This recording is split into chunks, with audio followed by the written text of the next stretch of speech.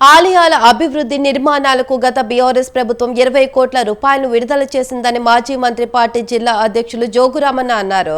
నియోజకవర్గ పరిధిలో నిర్మాణంలో ఉన్న ఆలయాలను ఆయన సందర్శించారు. గ్రామాన ఆలయాల నిర్మాణాలు చేపట్టమే కాకుండా ఆలయాల అభివృద్ధికి తమ వంతుగా సహకారం సైతం అందించామని పేర్కొన్నారు. భగవంతుడి పేరుతో ఎన్నికల ప్రచారం చేసి లబ్ధి పొందిన బీజేపీ ప్రజాప్రతినిధులు ఎన్నికల్లో గెలిచి ఏడాది దాటినా ఒక్క మందిర నిర్మాణాన్ని సైతం ప్రారంభించకపోవడం దారుణమన్నారు. అన్ని వర్గాల వారు కుల మత భేదాలు లేకుండా కలిసి ఉంటేనే మెరుగైన సమాజం నిర్మాణం అవుతుందని చెప్పారు.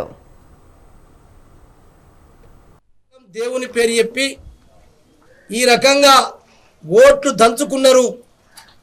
ఓట్లప్పుడే రాముడు మతేస్తాడు. అందుకొరకే దయచేసి ప్రజలారా అర్థం చేసుకోండి.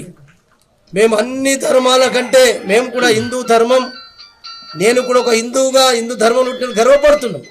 కానీ మన ధర్మం ఎంత గొప్పదో అంత గొప్పగా మనం ప్రచారం చేసుకోవచ్చు. కానీ ఇతర ధర్మాలు కూడా ఎన్నడూ మనం విమర్శించద్దు. ఏ మతంపై ఒకరికొకరికి ఈర్ష్యాభావం ఉండద్దు.